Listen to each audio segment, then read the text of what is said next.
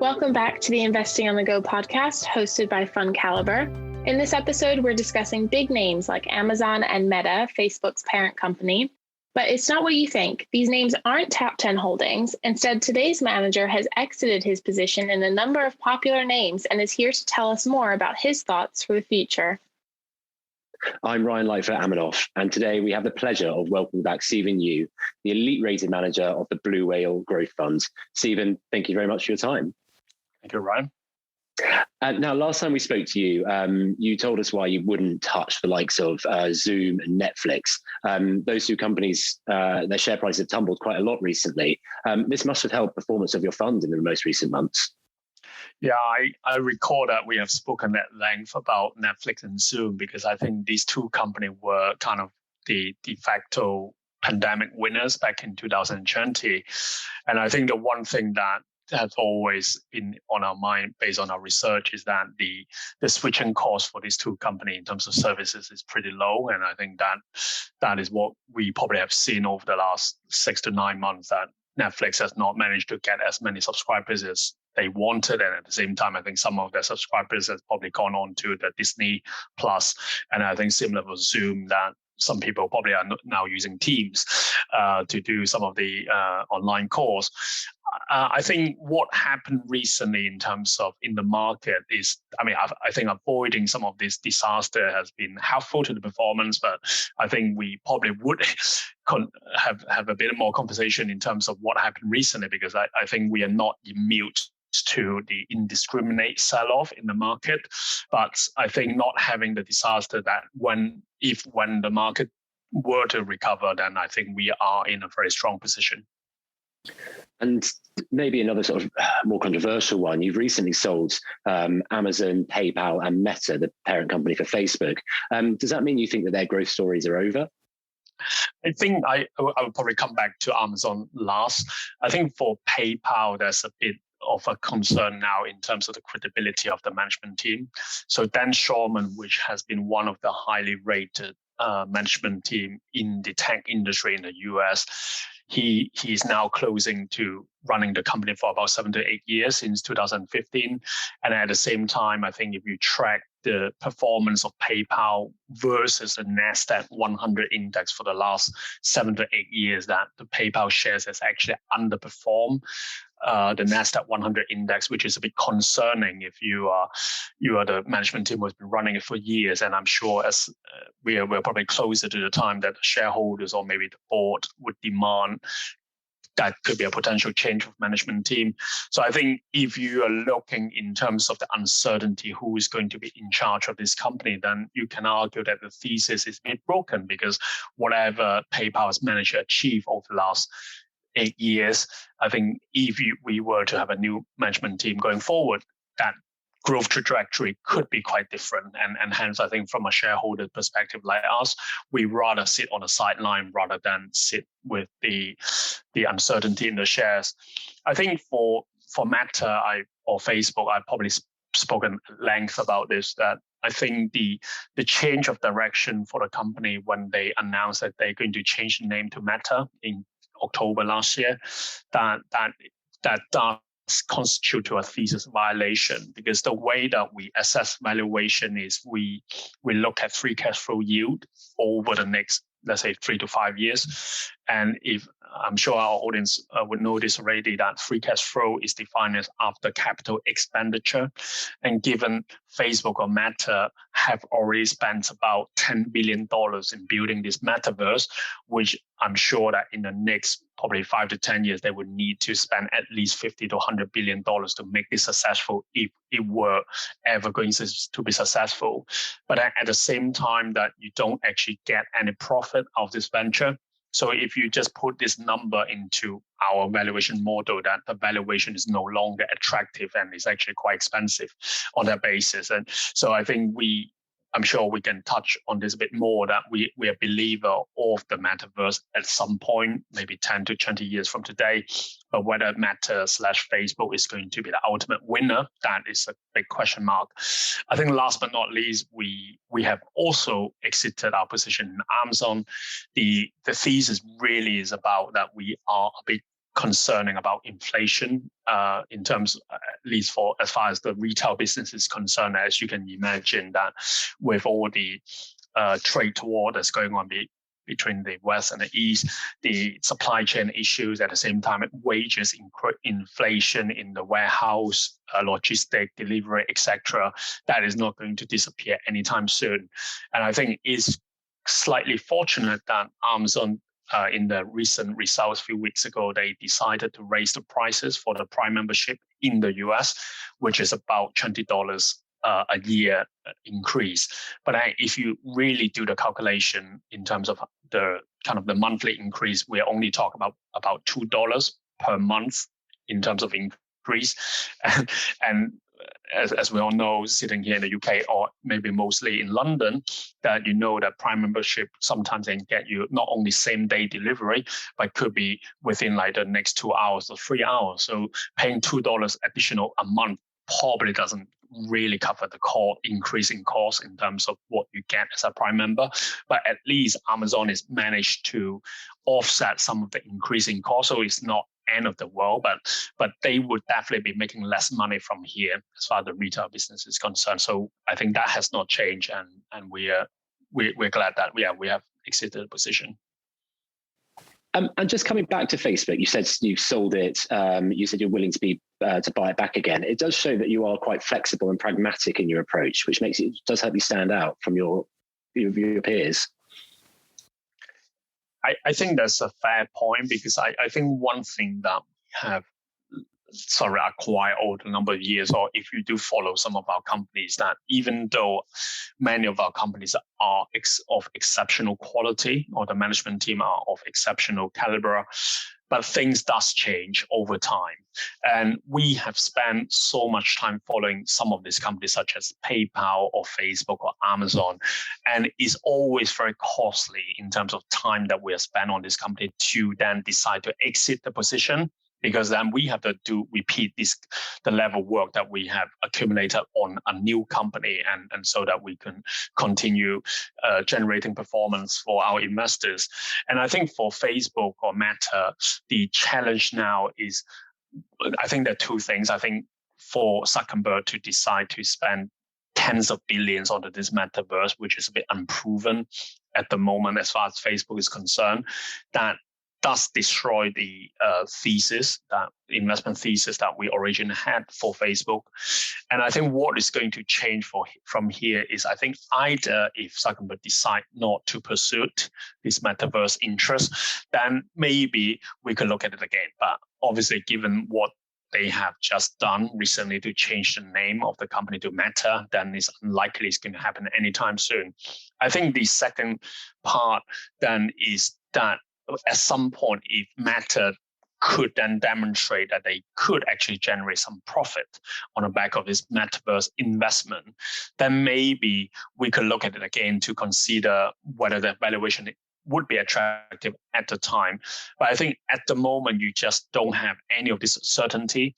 And I think people need to remember that we run a high conviction mandate around 25 to 30 holdings in the fund. At the moment, we only have 25 holdings, and to put this money to work with the level of conviction, that I think the level of scrutiny that we would apply to a company is pretty high. I think in contrast, if for a global fund that run maybe, 75 to 100 holdings, and maybe Meta or Facebook is only one of the 100 names that you have in the fund with a very small position, then maybe it's fine. You can just wait it out. You can see what happened in the next few years. But when you're running a high conviction mandate, I think everything counts. And we would rather sit on the sideline that we don't think we're missing out, because we do have other better companies in the fund that we feel that we don't need to take that level of risk or uncertainty to put our investors' money to work. And you've mentioned in a few things that you think a couple of themes for 2022 will be sort of the 5G rollout and sort of continuation of this digital transformation. Let's start with 5G. What do you like about this theme, and how are you playing it in the portfolio? We do like the 5G. I think one thing that 5G does, or a bit similar to fiber, is we would ever be consuming a lot more content like on our mobile phone, like anywhere that we are. We could be working remotely, sitting on a beach and still be able to do some conference call, etc., etc. And I think one thing on the back of that is not only that this is going to power or enhance a lot of digital transformation in terms of how we conduct businesses or how we conduct our day-to-day life. But at the same time, there's a lot of data that we generated on the back of this 5G, the penetration of 5G or the fiber onto the cloud, let's say onto the cloud data center. And one thing that we know already that all this data that has been generated from us are quite valuable to a lot of businesses in terms of the analytics they can perform, in terms of our shopping habits, in terms of the recommendation they want to make to us on a real-time basis, etc. So one company that we have been a big fan of since last year, that it was a new addition to the fund, to our top 10 last year, was NVIDIA. And NVIDIA, I'm sure some of our audience would have followed a company that back in the old days that NVIDIA was all about gaming and crypto mining.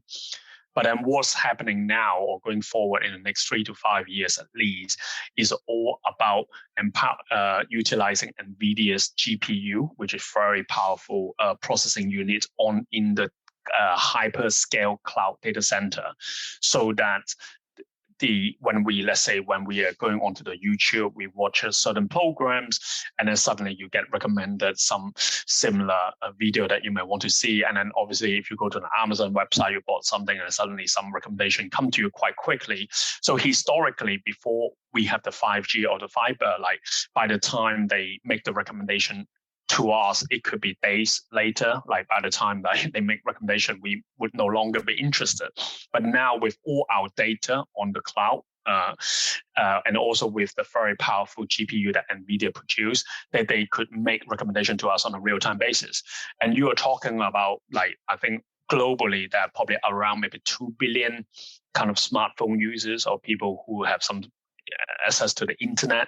So you're talking about 2 billions of individual recommendation systems, which is very powerful. And obviously that's only possible with the 5G and the fiber. And moving on to the digital transformation, the digital infrastructure story, do you have an example of that theme in the portfolio, and what's the appeal behind it, other than we talked about software, so what about the hardware and things? We probably are not probably less of a fan on hardware. So I think one of the more prominent feature in the fund under this digital transformation theme is that we do like software businesses. And I think Microsoft have been one of the top holdings in the fund since we started. And I think recently we have actually made the holding even a bit bigger compared to before. And I think one thing that you come across about software business is not only that they are not constrained by supply chain, because at the moment, if you're talking about any sort of like hardware capability, that a lot of that will be constrained by supply chain. And then secondly, that if you are purely a software provider, that you will be able to roll out new software to your customer base quite quickly. And I think Teams has been a good example for Microsoft, that you don't actually need to download manually these Teams onto your PC. I think one day we just woke up, we switch on our PC, and then you see this window that says pop up to say, oh, it's Teams, maybe you want to sign up here, and suddenly all your colleagues have started using it, and then you're part of this ecosystem. And then the other thing about software is last year for Microsoft, they announced that they're going to increase their prices for the Office 365 subscription by 15 to 20% this year. So this 15 to 20% increase in prices is going to kick in from next quarters. And given that the switching cost is very high, that you're not only using Teams, you're using Outlook, you're using the Windows, etc., that we are going to pay for the price increase. So that is only possible when you have some sort of software or subscription model. I think some hardware company could do well, but then you do get the other side of the fence, that maybe when the world is a bit uncertain, then maybe capital expenditure in terms of buying new hardware could be reduced, etc. And then moving on, sort of some of the bigger themes in the world, inflation is a massive buzzword at the moment. Seeing a lot of it. You've talked a lot about the pricing power of your companies and being able to get those through. But what about those that can't? What else do you feel that they need in order to succeed? And what sort of impact is inflation going to have on your investing choices going forward? Yes, I think that the two things that we could talk about here. I think the first part of the conversation is definitely related to the companies that how they operate in an inflationary environment. And there are two parts to the equation to make a company to be quite inflation proof. The first part is pricing power. I think a lot of people talk about pricing power, but still I think you need to differentiate the magnitude of the pricing power, because that you on one side you have Microsoft, which could increase prices by 15 to 20% with no customers without losing any customers. On the other hand, you could have, let's say, maybe Unilever that could raise prices by 3 to 4%. So the magnitude is different. But then the other part of the equation, which is equally important, I don't think many people talk about this, is the gross margin. So gross margin is the difference between the revenue line and how much you pay to the external suppliers before it comes back to how much money you have to pay the internal staff or your offices, etc. And typically for the FTSE 100 index, if you use the FTSE 100 companies as a collective, the gross margin is only about 30%. So 70% of the revenue that FTSE 100 companies make are paid to external suppliers, which means that you can't actually control those costs. And if you look at the world stock market, it's about 40%. Which is a bit better than the FTSE 100 index. If you look at Unilever, it's about 40%. Look at Amazon on a combined basis, including the AWS, it's about 40%. But if you look at software businesses for Microsoft, that the gross margin is about 70%. So when you have a company with very high gross margin, 70%, so only 30% of the revenue line is still paying to some external suppliers, then at the same time you are increasing prices by 15 to 20%, you could actually be making more money on the back of the inflation narrative. In contrast to the lower gross margin businesses, even though that you can raise prices, but because like you have to pay a lot to external suppliers, then at best you will be able to protect your operating margin, which is not making more money, but at least you're not making less money. And if you look at our fund, the Blue Whale Growth Strategy, that the weighted gross margin for our fund is 70%. Because I think I already talked about earlier that we do have quite a lot of exposure to software businesses, so not hardware companies. And for software businesses, high gross margin is what you get. Well, thank you. And I know we've talked about a few companies already and a couple that you've sold, but just to end, can you maybe talk to us about a sort of recent addition to the portfolio, especially in the light of volatility that has been in the market? So late last year that we have added a new company called Charles Schwab into the fund. So I think if people are familiar with the investment market in the US, that Charles Schwab is the largest investment platform. So similar to in the UK, would be similar to the likes of Hargreaves Lansdown, AJ Bell, Interactive Investors. And what we like about a company is not so much that it's going to benefit from an increasing interest rate. So basically for the US customers that they have, that typically the customer would maintain about maybe 10% of the portfolio in cash. And obviously, if you are holding cash with an investment platform, that you don't actually receive much interest, even though that interest rate is going to go up. And what Charles Schwab is trying to do is to pay you a bit of interest, but at the same time, they will use the money to invest into high yielding assets, which is how they make the money. But at the same time, on top of that, that recently they have acquired a very close competitor called TD Ameritrade in the US. So that acquisition actually strengthen the competitive positioning of Charles Schwab. At the same time, that there's a lot of synergies that go behind the scene that they could probably consolidate some of the back office or the technology platform, etc. And I think last but not least, if you follow Charles Schwab in terms of company that the customer base are pretty sticky because the average customer base would be over the age of 50. At the same time, the portfolio that they have on average would be over 200K US dollar. So if you do equally follow Robinhood as part of your research, that you would know Robinhood's the average portfolio size would be a few $1,000s, which is quite small sum. And then over time, I think in terms of structural growth story is like if you do believe that the American household in general are pretty robust in terms of the economy, in terms of people getting a bit wealthier, then they have this natural tailwind in terms of the asset that they manage over time. But obviously, what have drawn us into investing into Charles Schwab now, rather than, let's say, 3 years ago, was to do with the fact that they acquired the closest competitor. At the same time, interest rate is going to be a tailwind for them in terms of profits. So then you put all this together into our valuation framework, then the valuation is looking pretty attractive at the moment. Brilliant. Well, as ever, thank you very much for your time, Stephen. It's been really interesting. And hopefully we can, that 5G story does play out and I can be on the beach when we do this podcast next time. Beautiful. Launched in 2017, the LF Blue Whale Growth Fund has come storming into the global equity fund scene. As Stephen alluded to in today's episode, it's a truly active fund and is very concentrated portfolio. The manager only invests in the very highest quality businesses, and although the fund may not have been around for long, its strong performance has certainly drawn attention. To learn more about LF Blue Whale Growth Fund, visit FundCalibre.com, and don't forget to subscribe to the Investing on the Go podcast, available wherever you get your podcast. Stephen's previous comments on Zoom are part of a past episode, number 92. Please remember, we've been discussing individual companies to bring investing to life for you. It's not a recommendation to buy or sell. The fund may or may not still hold these companies at the time of listening.